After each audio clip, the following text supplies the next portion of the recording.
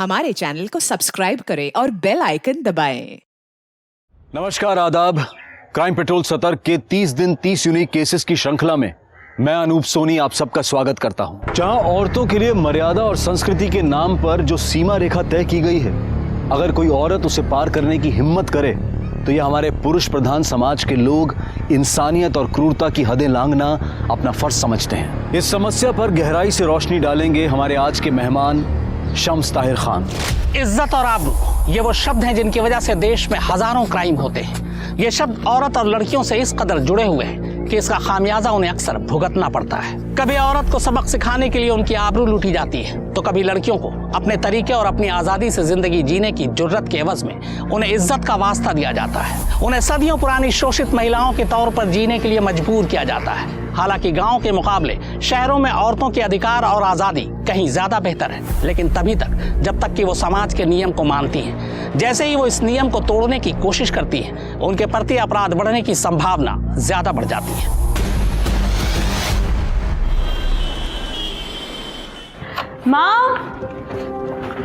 माँ मेरा tiffin ready है? हाँ बेटा रेडी है, पहले नाश्ता तो कर लो। नहीं माँ, मैं ऑफिस के लिए बहुत लेट हो रही हूँ। आप बस मेरा टिफिन दे दो, मैं निकलती हूँ। अच्छा अभी लाई। बेटा थोड़ा सा तो खा लेती। नहीं माँ, बहुत लेट हो चुकी हूँ। 2 टिफिन? 1 रोटी तो खाई नहीं जाती जया तुमसे, फिर ये 2 टिफिन किसके लिए? भाभी वो क्या है ना कि हम लोग ऑफिस में साथ में लंच करते हैं, तो कहीं कम पड़ जाए इसीलिए। तुम्हें तो फ्री में खिलाते ही हैं, अब तुम्हारे स्टाफ को भी फ्री में खिलाएं। बहू जरा संभाल के बात करो।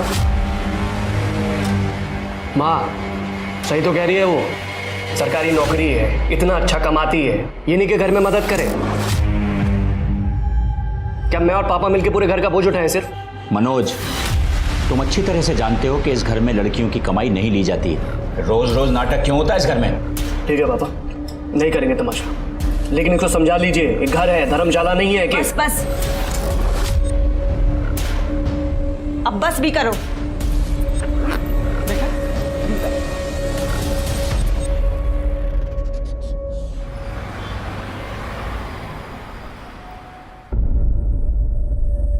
थैंक यू यार, तुम रोज रोज मेरे लिए लंच लेके आती हो। नहीं तो पता नहीं कैसे रोज रोज मैनेज होता मेरा। इसमें थैंक यू की क्या बात है? आप अभी अभी ट्रांसफ़र होकर आए, अब इतनी जल्दी घर से खाना मैनेज करना इतना आसान थोड़ी है। तो फिर आप तीनों टाइम बाहर से खाना मैनेज करेंगे? चलेगा आपको? चलेगा, लेकिन तुम मेरी वजह से परेशान हो, ये नहीं चलेगा।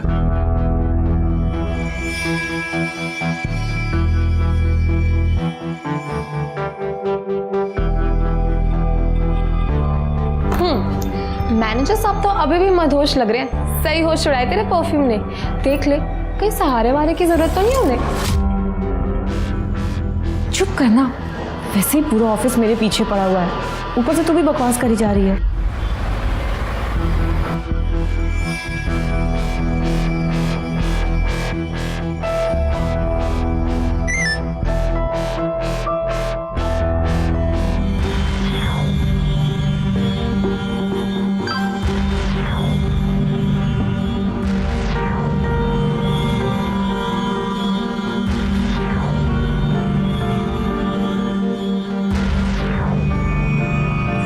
अरे जया, तू कहाँ जा रही है?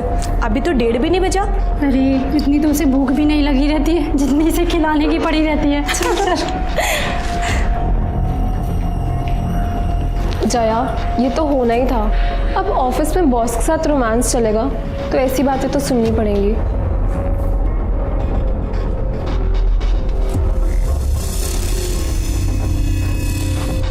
अब नंदू जी,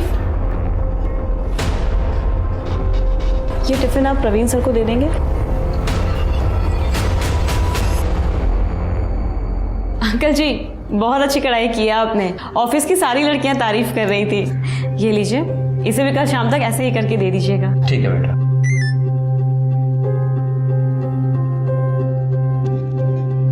और हरीश, कैसी चल रही है पढ़ाई? ठीक चल रही है दीदी। बेटा अब तू ही इसे समझा। पढ़ाई तो ठीक है, लेकिन इसको बोल थोड़ा काम में भी मन लगाए, मेरा भी हाथ बटाए। ये बात तो सही कह रहे हैं अंकल, पढ़ाई के साथ साथ इनके काम में भी हाथ बटाया करो। जी दीदी।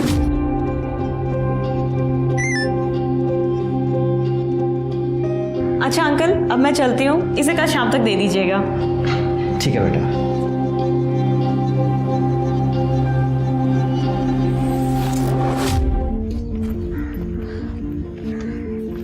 आप यहाँ क्या कर रहे हैं?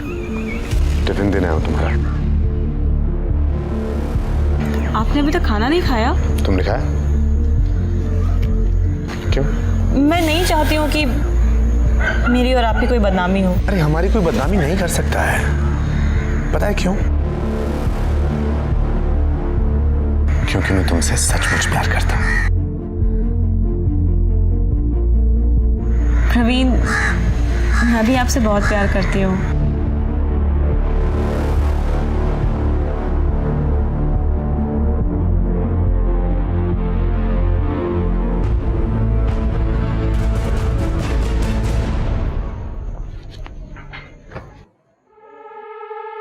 जया, तुम्हारा ऑफिस 5 बजे खत्म होता है, 7 बज रहे हैं इस समय। कहाँ थी अब तक? भैया वो ऑफिस में आज ज़्यादा काम था। हाँ, अब ये सबको खाना खिलाने के साथ साथ सबका काम भी तो करती है ना। वैसे भी सरकारी नौकरी में 9 से 5 का टाइम होता है, लेकिन ये मैडम ये तो ओवर टाइम करती है ना। दिन भर की थकी हारी मेरी बच्ची घर आई है, ये नहीं कि कोई पानी पूछे, बस ताने मारते हैं। ये ले बेटा, पानी पी ले। तू फ्रेश हो जा, मैं तेरे लिए चाय बनाती हूँ। ला, ये मुझे दे। पापा, माँ को तो अपनी लाडली बेटी में ना कोई नुक्स नहीं दिखता है, लेकिन आप तो कुछ बोल सकते हैं ना। जवान लड़की है, कुछ ऊंच नीच हो गई ना, किसी को मुंह दिखाने के लायक नहीं रहेंगे हम। अरे उसकी नौबत नहीं आएगी, हम समय से उसकी शादी करके उसे ससुराल भेज देंगे। मैंने कुछ लड़कों के फोटोग्राफ मंगाए हैं, जो लड़का पसंद आएगा उससे बात आगे बढ़ा देंगे। आओ। ये है अपना आलीशान महल। बाप रे, कितना गंदा कर रखा है घर को। ये देखो, ये गीला टॉवल कैसे रखा, और ये पजामा, ये कोई टी शर्ट रखने की जगह है? हाँ, इतनी गंदगी में कैसे रह लेते हो तुम?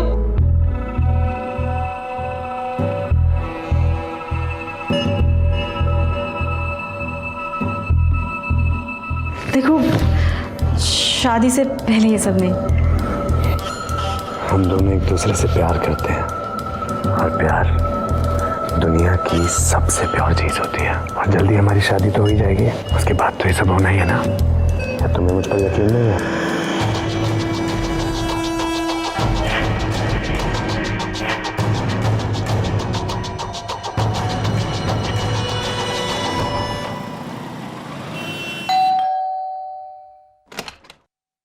अरे तुम दोनों एक साथ कहाँ से आ रही हो?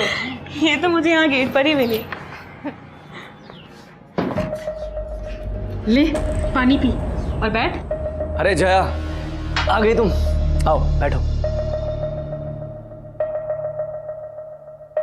बेटा तेरी शादी के लिए कुछ लड़कों के फोटोग्राफ्स आए हैं, तू देख ले, पसंद कर ले, फिर हमें बता दे। ये देख, हमने तेरे लिए इस लड़के को पसंद किया है। लड़का बहुत अच्छा है और तेरी ही तरह सरकारी नौकरी भी करता है।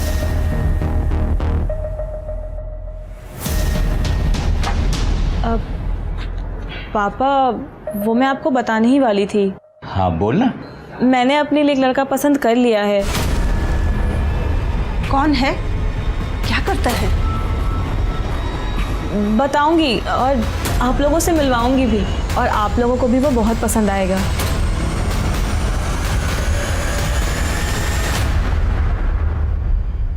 शर्म नहीं आती तुझे? एक औरत होकर दूसरी औरत का घर तोड़ते हुए। सुन, अगर मर्दों को रिझाने का ज्यादा ही शौक है ना, बाजार में जाके बैठ। यहाँ क्या कर रही है तू? कौन है तू? हाँ, और ये क्या बकवास करे जा रही है? दिमाग तो सही है तेरा? सुन, मैं तुझे जानती तक नहीं हूँ।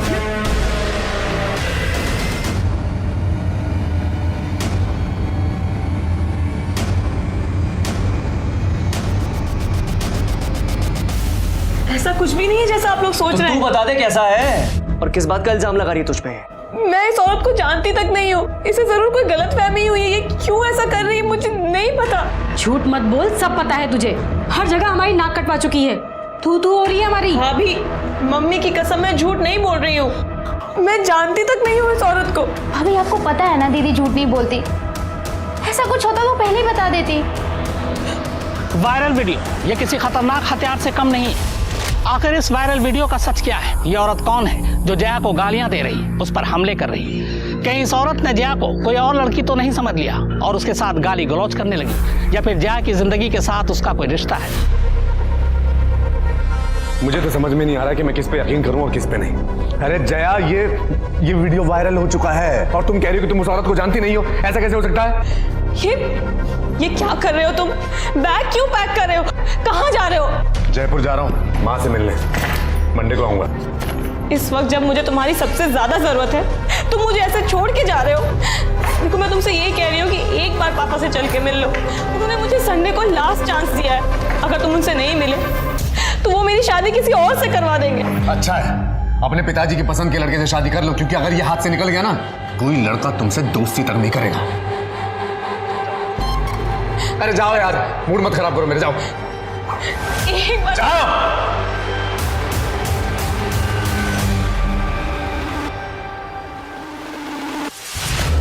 ये देखिए, ये आदमी किस बेरहमी से इस औरत को पीट रहा है। इससे देखकर साफ अंदाजा लगाया जा सकता है कि औरतें आजकल खुद अपने घरों में कितनी महफूज हैं। इस पर हैवानियत और दरिंदगी साफ नजर आ रही है। हैरानी की बात यह है, अब कोई कैसे यकीन करेगा? तेरा बॉस है ना ये सुरक्षा और प्रवीण आहूजा, साथ देने के वादे। देख कितनी बेरहमी से मार रहा है अपनी बीवी को। आपको याद होगा कुछ दिन पहले ये वीडियो वायरल हुआ था और कह रही थी कि उसने इसके पति को चुराने की कोशिश की है। मतलब शालिनी को प्रवीण और उस लड़की के अफेयर का पता चल गया और उसने इसी गुस्से में जयपुर से दिल्ली आकर दिया। ये वीडियो प्रवीण ने भी देखा। प्रवीण वीडियो देखकर हो, पर सवाल ये है कि वो लड़की जिसकी वजह से ये बवाल खड़ा हुआ, जिसने एक शादीशुदा आदमी से अफेयर चलाया, उसे अपने किए पर जरा भी शर्म आई या नहीं? उसकी परवरिश कैसी होगी? कौन होंगे? कितनी बार मैंने आपको समझाया था चीजों को संभाल लो, उस पर लगाम लगाओ, पर नहीं, हमारी लाडली बेटी है, अब भुगतो इसको। बड़ी तड़ी में रहती थी कि पूरी दुनिया में बस एक यही औरत हो जो नौकरी कर रही है। अब मैं अपने मायके में क्या मुंह दिखाऊंगी? इस लड़की की वजह से हम समाज में मुंह दिखाने लायक नहीं रहे।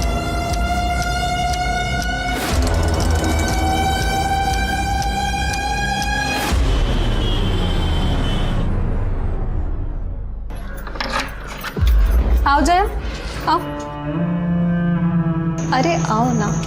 देखो, ये मेरे कजिन सुमित का फ्लैट है। अच्छा है ना? खाली पड़ा था और जब मैंने उसे तेरे बारे में बताया तो उसने कहा तुझे जब तक यहाँ रहना ना तू रह सकती है। देख, फुल्ली फर्निश्ड फ्लैट है तो तुझे कुछ खरीदने की जरूरत नहीं है। बैठ। देख, तू इतना मत सोच, अब जो होना था वो हो गया। और चाहे मेरी बात याद रख कि सारे लोग प्रवीण जैसे नहीं होते। तू भी भूल जा उस कमीने को और लाइफ में मूव ऑन कर, एंजॉय कर।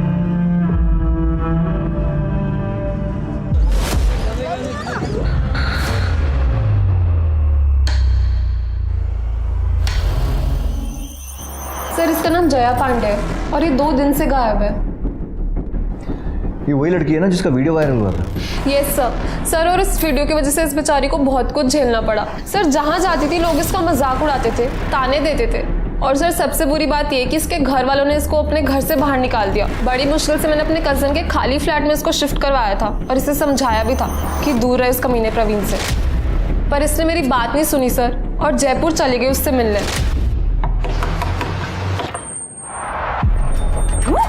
इस वक्त क्या करने आई है यहाँ? मेरी गृहस्थी में कलेश डाल के तुझे चैन नहीं मिला जो अब यहाँ तक पहुँच गई? देखो, मेरी तुमसे कोई पर्सनल दुश्मनी नहीं है। मैं तुमसे बस एक रिक्वेस्ट कर रही हूँ, मुझे एक बार प्रवीण से मिलने दो। हे भगवान, ये तो बहुत ही बेशर्म औरत है। क्या हो रहा है यहाँ? चल अंदर। तुझे छोड़ूंगी नहीं मैं। समझते क्या है तू? यहाँ तक आ गई, तेरी हिम्मत कैसे हुई यहाँ आने की? चल अंदर। और अब आवाज नहीं आनी चाहिए तेरी। आवाज? मैं चिल्लाऊंगी, छोड़ूंगी नहीं उस कमीनी को। क्या चाहिए? क्या लेने आई है यहाँ? सस्पेंड करवा दिया ना मुझे, अब क्या चाहिए? देखो, मैंने तुम्हें सस्पेंड नहीं करवाया है। तुम्हारे उस वायरल वीडियो की वजह से पूरे डिपार्टमेंट ने ये एक्शन लिया। हाँ तो तू भी अब एक्शन ले और निकल जाए यहाँ से, इससे पहले कि मैं गला दबा के तेरी जान से मार दूं, कट ले। हाँ, मार डालो, खोलो दरवाजा, मार डालो मुझे भी और तुम्हारे बच्चे को भी। क्या बकवास कर रही है? बकवास नहीं कर रही हूँ मैं प्रेग्नेंट हूँ। किसका पाप मेरे गले डाल रही है? तेरे जैसे कोई भरोसा थोड़ी है। मेरे जैसे का क्या मतलब है तुम्हारा? टाइम पास, और क्या। जिससे 2 बार हंस के बात क्या कर लो, गले पड़ जाती हैं, जैसे तुम मेरे गले पड़ रही है। देख, शराफत से बोल रहा हूँ, निकल जाए यहाँ से, दोबारा इधर दिखियो मत, ठीक है? वरना जान से मार दूंगा तुझे मैं। अरे चल ना, चल। जब उसने मुझे ये सब बताया सर तो मुझे बहुत गुस्सा आया। मैंने उसे बहुत सुनाया भी। फिर जाके उसने मुझे प्रॉमिस किया कि वो प्रवीण से कभी बात नहीं करेगी। अब मीडिया गिद्ध के जैसे उनके पीछे पड़ गया। अब फिर ब्रेकिंग न्यूज़ बन जाएंगे और मीडिया हर जगह इस खबर को उछालेगा। सर मुझे उससे कोई मतलब नहीं है। मैं बस आपसे ये रिक्वेस्ट कर रही हूँ कि आप प्लीज जया को ढूंढ दो। जया को आखिरी बार कब देखा था आपने? सर मिले हुए तो मुझे बहुत टाइम हो गया, पर मेरी लास्ट बात 28 तारीख को हुई थी। 29 तारीख को हम लंच पर जाने का सोच रहे थे, पर जब मैंने उसे फ़ोन किया तो उसने मेरा फ़ोन ही नहीं उठाया।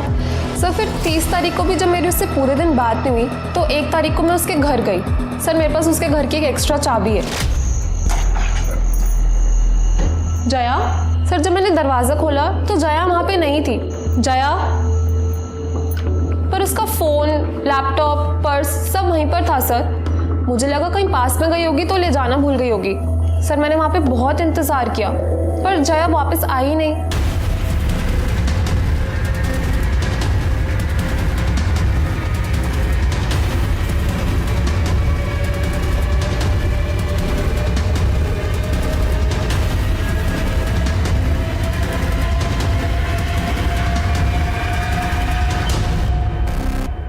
राजीव सर, फोर्स एंट्री या फिर स्ट्रगल का तो कोई निशान नहीं दिख रहा। देखो अच्छे से, कुछ और मिलता है तो।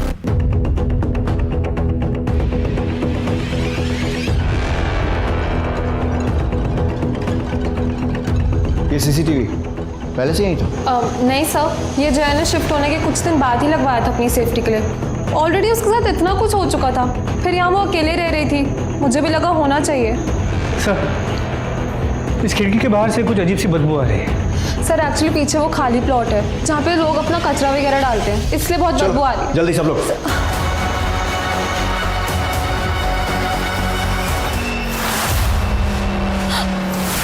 जया, पीछे हुए प्लीज।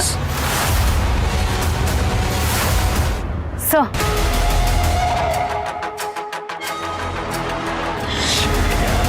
लोगों को हुआ क्या है यार? मतलब लड़की को पेट काट के मारा और फीटस भी निकाल दिया। देखो आसपास कुछ मिलता है तो। सर कहा नहीं जा सकता कि कितनी बार चाकू से वार किया गया पेट पे, और बच्चे पर भी चाकू से वार किया गया। मिस्टर, बॉडी को पोस्टमार्टम के लिए भिजो और फीटस का डीएनए टेस्ट करवाओ। जया का फ़ोन सीज करो, फैमिली को इन्फॉर्म करो और घर के पास में अगर कोई सीसीटीवी है तो वो चेक करो। पता लगे कि इतनी रात को अकेले निकली क्यों थी। जिसने भी ये किया है बचना नहीं चाहिए। फिर यहाँ तो कातिल ये औरत जिसकी पहचान जया पांडे के तौर पर हुई है, कहीं बिन ब्याही मां बनने की सजा तो उसे नहीं मिली, या फिर बिना शादी के मां बनने की जो समाज का नियम और कानून उसने तोड़ा है, ये उसका नतीजा तो नहीं।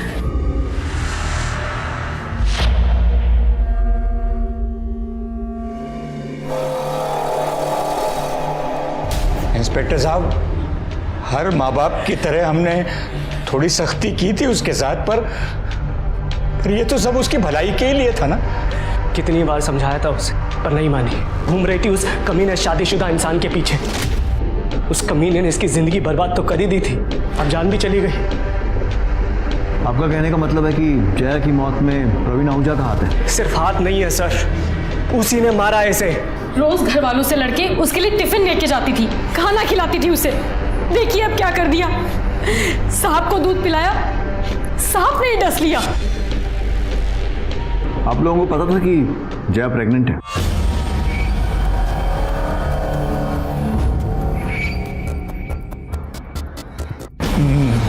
नहीं इंस्पेक्टर साहब। ठीक है, फिलहाल आप लोग जा सकते हैं, लेकिन अगर कुछ भी याद आता है, ऐसी कोई भी बात जो इस इन्वेस्टिगेशन में हेल्प कर सके, तो हमें इन्फॉर्म कीजिएगा। और क्या बताना रह गया इंस्पेक्टर साहब, बोल तो रहे हैं हम लोग। वो कमीना है ना प्रवीण, हड्डियां तोड़िए आप उसकी, खुद ब खुद सब उगल देगा वो। मैं हाथ जोड़ता हूँ आपके सामने, छोड़ना मत उसको। जब तक मेरी बेटी जिंदा थी तो बदनाम कर दिया उसे, और उससे मन नहीं भरा तो मार दिया मेरी बच्ची को। मैंने तो पहले ही कहा था इस पे भी नजर रखो। जो कसर उसने छोड़ दी है ना, कहीं ये वो पूरी ना कर दे। देखा नहीं था जब पुलिस वालों के सामने रो रही थी तो वो लोग हमें कैसे देख रहे थे? वो तो नाक कटवा के गई है, ये तो पूरे परिवार को जेल भिजवा के मानेगी।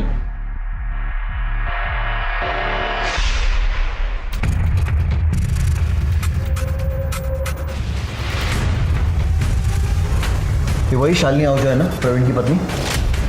जी सर, और ये फुटेज 28 तारीख की शाम 5:30 बजे की, जिस दिन जया ने प्रीति से आखिरी बार बात की थी। पता करो शालिनी के साथ ये आदमी कौन है। सर ये मेरा भाई राजू तोमर है। अच्छा, आपके भाई हैं। तू ये वो बाहुबली जिसे प्रेग्नेंट लड़कियों पर अपनी मर्दानगी दिखाने में बड़ा मजा आता है? नहीं सर। अपने जीजा को दिखाई थी ये ताकत जो एक लड़की को प्रेग्नेंट करके भाग गया? नहीं सर, ये झूठ है। चुप! तेरा सच झूठ सब बराबर कर देंगे। अपने पति पर गुस्सा नहीं आता, वहां दिखानी थी ना ये ताकत, या फिर चुपचाप वहां मार खाती है और उस बेचारी लड़की पर जोर आजमाइश करते हो तुम सब? जया के घर क्यों गए थे? क्यों मारपीट की उसके साथ? सर क्योंकि इतना सब कुछ होने के बाद भी वो प्रवीण को कांटेक्ट कर रही थी, जबकि प्रवीण उससे बात तक नहीं करना चाहते थे। इसलिए हम सिर्फ समझाने गए थे सर उसे। इसे समझाना कहते हैं? ठीक है दामिनी, सर इन्हें इनकी भाषा में कुछ समझाओ। सर सर नहीं बस आया समझ में। और अब तेरी समझने की बारी। बहुत मजा आता है ना तुझे लड़कियों के कपड़े फाड़ने में। विकास, जैसे इसने जया के कपड़े फाड़े थे ना, एक एक कपड़ा फाड़ा इसने। नहीं सर। सर गलती हो गई सर, गलती हो गई सर। बहन का सोच के गुस्सा आ गया था सर। तो इसके साथ वापस आ गया था ना, फिर दोबारा कब गया था जया के घर मारने के लिए? उसे बाहर कैसे बुलाया उसे? सर मैं सिर्फ एक ही बार गया था दीदी के साथ। सर मैंने उसे नहीं मारा सर, सिर्फ मैं एक बार समझाने गया था सर। फिर से समझाने? सर धमकी देने गया था सर, बस उसे ये कहने गया था कि जीजा जी से दूर रहे सर। पर सर मैंने उसे नहीं मारा सर, सच में। पढ़ा रहने उसको, यहीं मॉलेस्टेशन का केस बनाओ। मोलेस्टेशन? सर आप ऐसा नहीं कर सकते सर। दामिनी समझाओ इसे कैसे कर सकते। Sir please sir. हाँ राजीव, कुछ और मिला? जी सर, ये देखिए सर, 28 तारीख जिस दिन शालिनी और उसका भाई जया के घर गए थे, उसी रात 11 बजे की ये फुटेज। सर यहाँ पे प्रवीण जया के साथ मारपीट करते हुए दिखाई दे रहा है।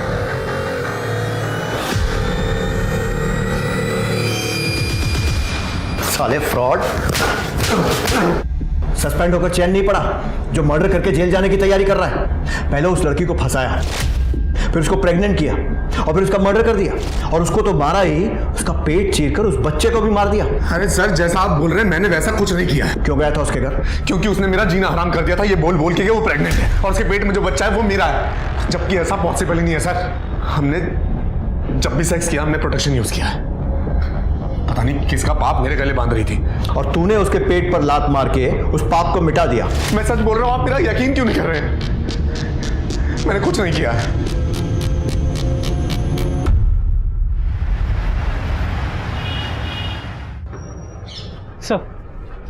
सर मैंने पता करवाया, 28 तारीख की रात 11 बजे के आसपास जया के घर वाली एरिया में कोई मेजर फॉल्ट हुआ था, जिस वजह से लाइट चली गई थी, जो अगले दिन सुबह 10 बजे के आसपास वापस आई। मतलब सीसीटीवी लाइट जाने के कारण बंद हुआ था। मलिक, हमारे पास और कोई तरीका नहीं अब ये पता करने का कि प्रवीण के जया के पेट में लात मारने के बाद क्या हुआ, क्योंकि उसके हिसाब से तो वो अपने घर चला गया था और सुबह तक वहीं था। लाइट आने के बाद के सीसीटीवी में कुछ मिला? नहीं सर, 29 तारीख को सुबह लाइट आने के बाद से जया के घर पे कोई नहीं आया था, घर खाली ही था। 1 अक्टूबर की सुबह 11 बजे के आसपास प्रीति वहाँ आई थी, शायद जया को ढूंढते हुए, और उसके बाद कुछ देर बाद वहाँ से वो चली गई। मतलब जया 28 तारीख की रात को और 29 तारीख की सुबह 11 बजे के बीच में ही अपने घर से निकली थी। सर ये देखिए सर, यही फुटेज शालिनी उसके भाई और प्रवीण के आने से पहले दोपहर 3 बजे की है। सर इसमें जया के चेहरे पर मारपीट के निशान है। इसका मतलब कोई और भी है जो जया के साथ मारपीट करता था। नहीं, ऐसा तो नहीं है कि उसके खुद के माँ बाप के घर में ये सब हुआ? जी सर, मैंने मॉर्ग में भी नोटिस तो किया था। जया की माँ ने जया का चेहरा देखने के बाद इमीडिएटली मनोज का चेहरा देखा था, एज इफ मनोज ने उसे मारा। हेलो सर, मैं मानसी पांडे बोल रही हूँ, जया पांडे की छोटी बहन। सर मुझे आपको कुछ बताना है। सर मैं पुलिस स्टेशन नहीं आ सकती। सर हम कहीं बाहर मिल सकते हैं क्या? ठीक है। सर प्रवीण ने दीदी को सिर्फ यही झूठ नहीं बोला था कि वो शादीशुदा नहीं है। बल्कि दीदी को शादी का झूठा प्रॉमिस भी किया था और वो आदमी झूठे वादे करके उन्हें बदनाम करके भाग गया। और तुम्हारी फैमिली ने क्या किया? जया को सपोर्ट किया? सपोर्ट? बाहर वालों से भी ज्यादा जीना हराम कर दिया था उन लोगों ने। पापा हमारी फीलिंग्स कभी नहीं समझते थे और मनोज भैया वो तो हमेशा दीदी से किल से रहते थे क्योंकि भैया को बर्दाश्त ही नहीं था कि दीदी की सैलरी उनसे ज्यादा है और वो घर खर्च के लिए पैसे भी नहीं देती। इसकी वजह भी पापा ही हैं क्योंकि वो लड़कियों की कमाई खाना ही नहीं चाहते थे। और तुम्हारी माँ और भाभी? हाँ बेचारी की चलती कहाँ है। और भाभी वो तो हमेशा ही आग में घी डालने का काम करती हैं। जब दीदी का वीडियो वायरल हुआ था पापा भैया भाभी इन लोगों ने दीदी का जीना हराम कर दिया था। तरस खाम पे और नहीं झेल सकते तुझे, निकल मेरे घर से। पापा पापा मैं कहाँ जाऊंगी? तू तो कहीं भी जा सकती है ना। तेरे जैसी चंट लड़कियों के लिए दुनिया में कोई कमी है क्या? जा ढूंढ ले फिर से कोई शादीशुदा आदमी। नहीं पापा मैं कहाँ जाऊंगी? तीनों ने मिलकर जबरदस्ती दीदी को घर से बाहर निकाल दिया। उन्हें रोक नहीं पाई और फिर जब कुछ दिन पहले दीदी माँ से मिलने घर आई तो पानी देना।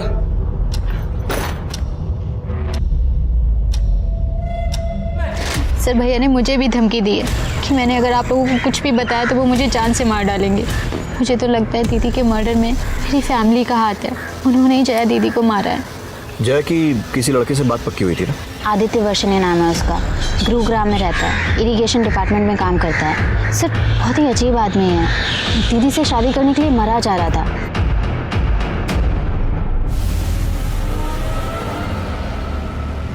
सर मुझे अब भी यकीन नहीं हो रहा कि जया इस दुनिया में नहीं है और उसके साथ जो भी हो ना सर, सिर्फ उसमें उसका इतना कसूर है कि उसने उस कमीने प्रवीण से प्यार किया। सर बहुत इनोसेंट थी सर वो। और तू कैसा है? सिर्फ अच्छा ही है या इनोसेंट भी है? क्योंकि आजकल के ज़माने में तेरे जैसे लड़के मिलना बहुत मुश्किल है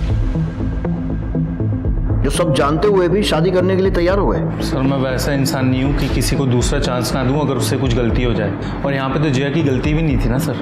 28 सितंबर की शाम से 30 सितंबर की सुबह तक कहाँ था? मैं गुरुग्राम में था सर अपने घर पे। प्रूफ दे सकता है?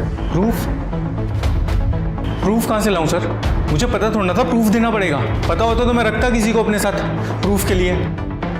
इनोसेंट होने के साथ साथ स्मार्ट भी है। किसी पर शक है जो जया के साथ ऐसा कर सकता है? शक नहीं सर, मुझे पूरा यकीन है प्रवीण आहूजा पे। उसने उसको यूज किया और फिर पीछा छुड़ाने के लिए उसका मर्डर कर दिया। तू भी तो हो सकता है। प्रवीण से पीछा छुड़ाना पड़ रहा था क्योंकि जया उसके प्यार में पागल थी और तू भी जया के प्यार में पागल था, और तेरे से ये बात बर्दाश्त नहीं हुई कि जया तुझे छोड़कर प्रवीण के पास जा रही थी तो तूने उसे मार दिया, है ना? नहीं सर मैं उसके साथ ज़बरदस्ती नहीं करना चाहता था, उसकी मर्जी के साथ उससे शादी करना चाहता था और मुझे किसी बात की जल्दी नहीं थी। मैं वेट करने के लिए भी तैयार था। मुझे लगा था कि एक ना एक दिन उसको मेरे प्यार की अहमियत समझ आएगी और वो खुद मेरे पास चल के आ जाएगी। ठीक है, थैंक यू सर। राजीव, जल्द से जल्द इस महान आशिक के सारे कॉल रिकॉर्ड्स और मोबाइल लोकेशन से निकलवाओ। सर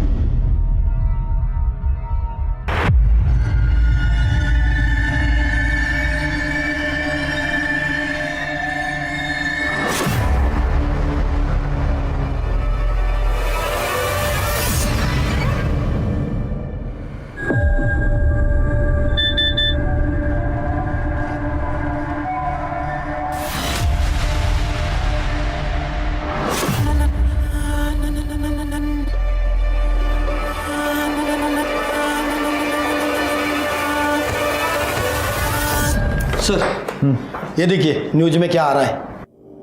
प्लीज मेरी मदद कीजिए, मेरे बहन के कातिलों को ढूंढने में। पुलिस इस मामले में छानबीन कर रही है। उनका क्या कहना है? क्या प्रोग्रेस है इस केस में? पता नहीं वो लोग कुछ कर भी रहे हैं या नहीं। 3 दिन हो गए उसकी बॉडी मिले, लेकिन पुलिस के पास बोलने के लिए कुछ भी नहीं है। अब आप लोग हमारे आखिरी सहारा है, प्लीज हमारी मदद कीजिए। मानसी का प्रॉब्लम क्या है? हर चीज को इतना बड़ा चढ़ा कर बोलती है। इसे यहाँ पुलिस स्टेशन में आकर हमसे बात करने में डर लग रहा था, आज सारी दुनिया के सामने दुखड़ा रोने में नहीं लग रहा है। सर ये भी तो हो सकता है कि मानसी ये पूरा नाटक हमसे कुछ छुपाने के लिए कर रही है। कितने ही केसेस में ऐसा देखा गया है कि पुलिस पर दबाव बनाने के लिए विक्टिम या उसका परिवार मीडिया में जाकर बयान देते हैं। कई बार तो जानबूझकर केस को भटकाने के लिए गलत बयानबाजी करते हैं और मीडिया भी टीआरपी के लिए इसे बुलाता है। हालांकि इससे केस कई बार मुश्किल हो जाता है। पर सवाल यह है कि मानसी ऐसा क्यों कर रही थी? क्या वो मीडिया के जरिए लाइमलाइट में रहना चाहती थी या फिर परिवार का उस पर दबाव था? सर मैं कोई झूठ नहीं बोल रही। मैं बस अपनी बहन को न्याय दिलाना चाहती हूँ। हम भी वही चाहते हैं। बस एक बात समझ में नहीं आ रही कि जिस फैमिली पर तुम्हें अपनी बहन के मर्डर का शक था, अचानक उनके साथ मिलकर हम पर इल्जाम क्यों लगा रही हो? वो सर, मम्मी को पता चल गया था कि मैं आपसे मिली थी। बेटा, मैं जानती हूँ कि तेरे पापा और मनोज ने जया के साथ सही नहीं किया है, लेकिन ये भी तो गलत है कि तू उन्हें ही उसका कातिल समझ रही है। मैं तो बस दीदी को इंसाफ दिलवाना चाहती हूँ बस। वो तो हम सब भी चाहते हैं बेटा। तू बोल तो सही, हमें क्या करना है? हम खड़े हैं ना तेरे पीछे। और फैमिली का सपोर्ट मिला तो तुम्हें लगा क्यों ना हीरोइन बना जाए, और इसीलिए तुम मीडिया के पास पहुंच गई, जो पहले से ही तुम्हारे दरवाजे के बाहर मौजूद था। अभी जाने दे रहा हूँ, लेकिन अगली बार अपने फायदे के लिए पुलिस पर इल्जाम लगाने से पहले एक बार सोच जरूर लेना।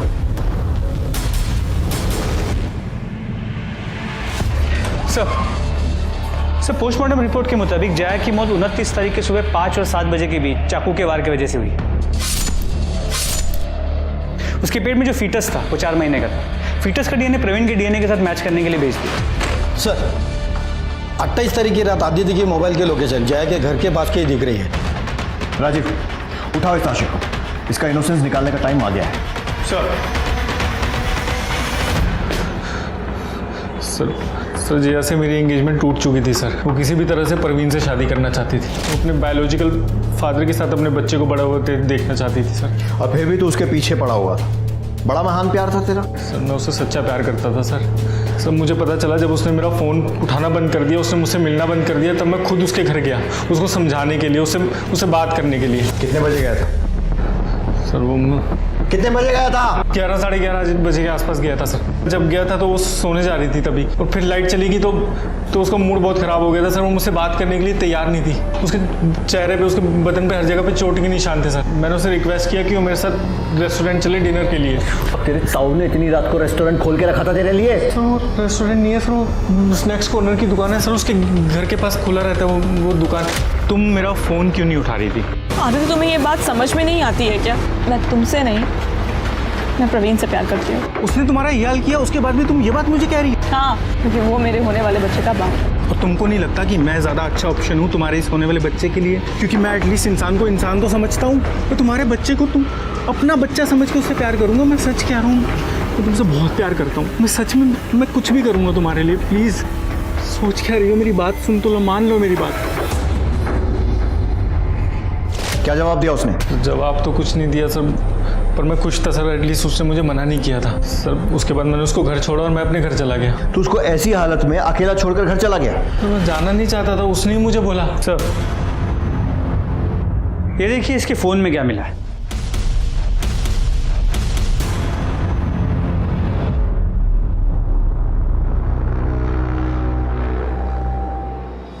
सर, मेरी एंगेजमेंट हुई पड़ी थी सर उससे। मैं शादी करना चाहता था, प्यार करना चाहता था ना उससे सर।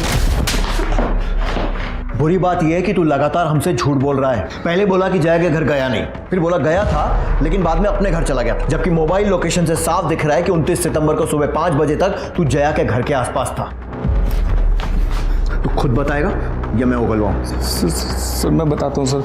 सर, उस दिन जब मैं निकला घर के लिए तो मैंने देखा कि मेरी 2 व्हीलर का टायर पंचर हो गया और इतनी रात में कोई दुकान भी खुली नहीं मिली। तो मैं जया को बिना बताए उसके घर के बाहर ही सो गया। तो सुबह 5 बजे उठ के मैंने सबसे पहले पंचर वाले को ही ढूंढा सर। और पंचर बनवाने के बाद मैं गुरुग्राम पहुंच गया 8:30-9 बजे तक सर। फिर झूठ बोल रहा है ना? सर, नहीं, कोई पंचर नहीं हुआ था तेरी गाड़ी का।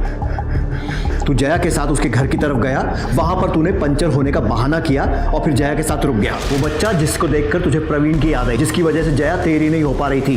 सर नहीं सर, मैं सच बोल रहा हूँ सर, मैंने ऐसा कुछ नहीं किया सर। सर प्लीज़ सर, मेरी बात का विश्वास करिए सर। सच बोल रहा हूँ सर। सब पता चलेगा। मलिक, रगड़ो इसे। सर, लेकिन मैंने कुछ नहीं किया सर। नहीं। सर, कुछ देर पहले मानसी पुलिस स्टेशन आई थी। उसका कहना है कि उसे कोई धमकियां दे रहा है और उसका पीछा करता है। जिस नंबर से धमकियों भरे मैसेजेस आ रहे थे, हमने उसकी छानबीन शुरू कर दी है। उसको कौन धमकियां देगा?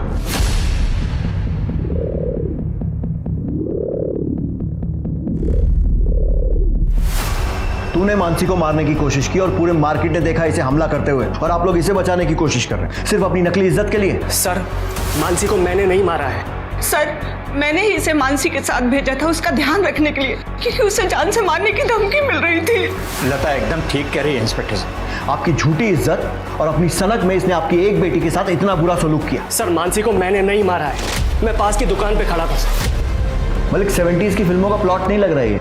हर दूसरी फिल्म में बेचारा हीरो ऐसे ही फंसता था ना। अब समझ में आ रहा है तेरी सोच इतनी घटिया क्यों है, क्योंकि अभी भी 50 साल पीछे अटकी हुई है। मानसी के अटेम्प्ट टू मर्डर में इसको अरेस्ट करो और लेकर जाओ। सर मैंने नहीं मारा उसे, सर मेरी बात का विश्वास कीजिए सर, मैंने कुछ नहीं किया सर। इस केस में एक के बाद एक नए और ड्रामेटिक खुलासे हो रहे थे। मानसी की जान बच गई थी, वो हॉस्पिटल में थी, और इधर पुलिस ने उस पीसीओ की लोकेशन पता कर ली थी जहां से मानसी को धमकी भरा फोन आया था। ये पीसीओ मनोज के ऑफिस के ठीक सामने था। तो क्या मनोज खुद ही अपनी बहन को धमकी दे रहा था? पर क्यों? और वो भी ये जानने के बाद भी कि उसके माता पिता मानसी के साथ खड़े थे। लेकिन पुलिस का शिकंजा कस रहा था। जया के घर के बाहर मिले रैंडम एक्टिव नंबर्स की पुलिस जांच कर रही थी, और इस जांच में पुलिस को एक ऐसा नंबर मिला जो जया के मर्डर और दोनों जगह एक्टिव था। और मर्डर से कुछ ही दिन पहले जया ने इस नंबर पर कई बार बात की थी। जया ने तेरी इतनी मदद की और तूने बदले में क्या किया? उसे मार दिया। क्यों? सर पापा चाहते थे कि मैं उनकी दुकान पे मदद करूं, पर मैं कॉलेज जाना चाहता था, पढ़ना चाहता था।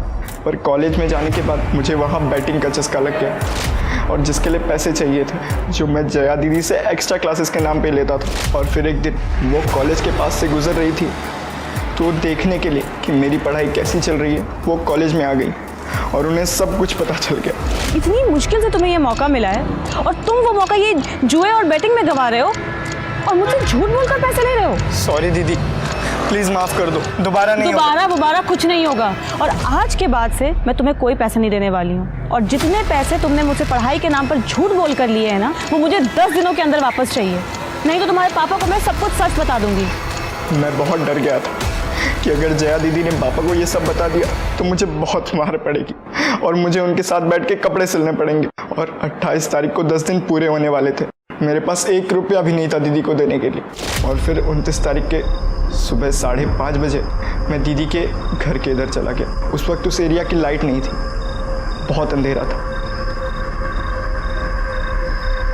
हरीश, तुम इस वक्त यहाँ क्या कर रहे हो? दीदी वो आपके पैसे इस वक्त दो। मैं पर्स तो अपनी गाड़ी की डिक्की में ही भूल गया। आप एक काम करो, आप मेरे साथ आओ, मैं आपको पर्स दे दूंगा और फिर मैं वो वहीं से निकल जाऊंगा। देखो, तुम जाके पैसे लेके आओ, मैं नहीं आने वाली हूँ बाहर। उनके बच्चे को भी मार दूं तो सारा इल्ज़ाम प्रवीण के ऊपर चला जाएगा। फिर मैंने उनका पेट चीर कर उनका बच्चा निकालवा दिया। और मानसी को क्यों धमका रहा था? उस पर हमला क्यों किया? आपको कंफ्यूज करने के लिए और मनोज भैया को फंसाने के लिए। और उसके बाद मुझे फ़ोन चुराने का आइडिया मिला। मैं फ़ोन चुराता, धमकी देता और फ़ोन तोड़ देता। मुझे पता था कि मनोज भैया भी आपके शक के लिस्ट में है। बेटा, तेरा बाप कितने झापड़ मारता तेरे को अगर उसको पता चल जाता? 10, 12, 15? उससे बचने के लिए तूने 2 जानें ले ली। एक उसकी जो चाहती थी कि तू पढ़ लिख कर कुछ अच्छा करे, और दूसरी जान जो पूरी तरीके से बन भी नहीं पाई थी। मालूम है, जो खतरनाक क्रिमिनल होते हैं ना, वो भी इतनी दरिंदगी नहीं दिखाते हैं जो तूने किया है। इस केस को देखकर मुझे बशीर बदर साहब का एक शेर याद आता है, कोई हाथ भी ना मिलाएगा जो गले मिलोगे तपाक से। ये नए मिजाज का शहर है, जरा फासले से मिला करो। जया एक नेक दिल और पाक साफ लड़की जिसने लोगों पर भरोसा किया, लेकिन हर एक ने उसके भरोसे का खून किया, चाहे वो परिवार हो, बॉयफ्रेंड या फिर वो हरीश, जिसे पढ़ाने, आगे बढ़ाने और जिंदगी संवारने में जया ने अपनी जिंदगी झोंक दी। बदले में उसने जया की ही जिंदगी छीन ली। ऑनलाइन बेटिंग गेम्स ने हरीश जैसे ब्राइट स्टूडेंट को भी क्रिमिनल बना दिया। ये हमें बताता है कि किस तरह इंटरनेट ने हमारी जिंदगियों को जकड़ लिया है। इंटरनेट का इस्तेमाल हमें इंसान और समाज की बेहतरी के लिए करना चाहिए, न कि बर्बादी के लिए। अब मैं अनूप सोनी आपसे विदा लेता हूं। फिर मुलाकात होगी क्राइम पेट्रोल सतर्क में एक और नए केस के साथ, और उस पर हमारे एक्सपर्ट के विश्लेषण के साथ। तब तक अपना और अपने परिवार का ख्याल रखें, सतर्क रहें, सुरक्षित रहें और देखते रहें क्राइम पेट्रोल सतर्क। जय Hind. For more updates, subscribe to our channel, click the show links and enjoy watching the videos.